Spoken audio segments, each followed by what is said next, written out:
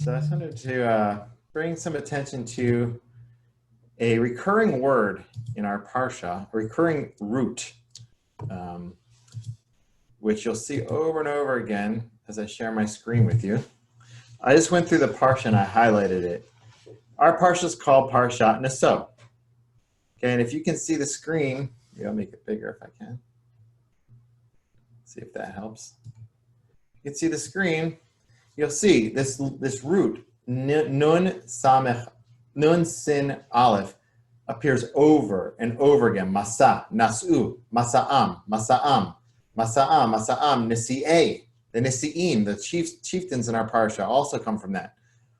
Every time, here's also the backward asham, masa, the backward letters. But as you go through the parsha, this root appears a lot. By Yisa, also in the Birkat Kohanim, Yisa Shem panav elecha v'yasem lecha shalom. Again, Samech Sin Aleph, Nesi'im, all the chieftains afterwards all have the same root. So I was taught when I was studying in university, I studied biblical studies. They taught us that there's this concept called the Leitvort. It's like the recurring word or root. And whenever you have that, it comes to teach you something. And I think in our parsha, each time it's used, it has a different meaning, but they're all interconnected. And I think there's an important message for us going forward. And as we are looking forward to, God willing, next week, starting actual prayers close to our synagogue, not inside, but at least outside. So here's so the first time, one place that the Naso means to lift up. It says God counts the tribe of Levi. He counts them. He lifts them up.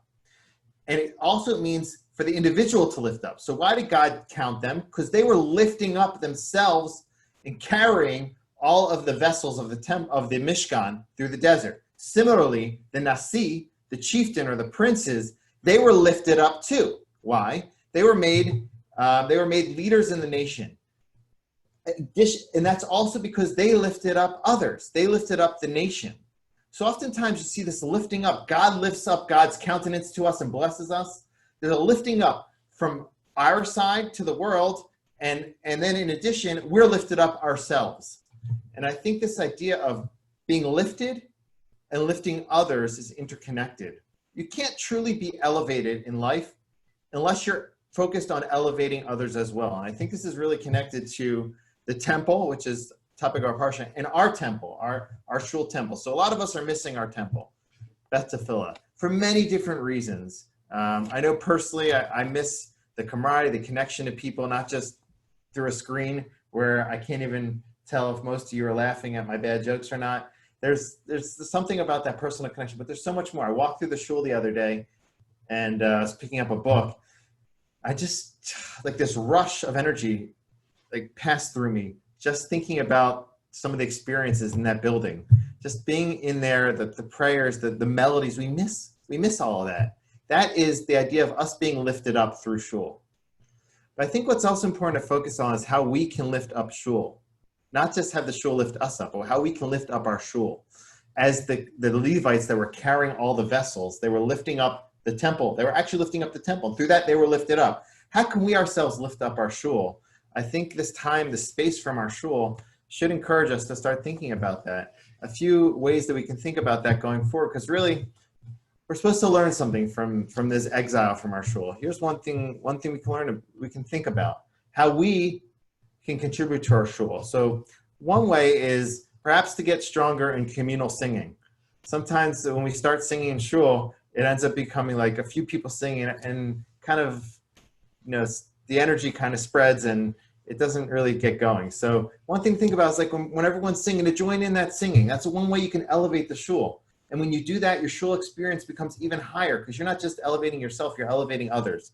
Another one is to work a little bit on our intention during shul. It's hard to do it because there's a lot going on. There's friends, there's people, and also we're used to the prayers, but put a little bit of more energy into intention.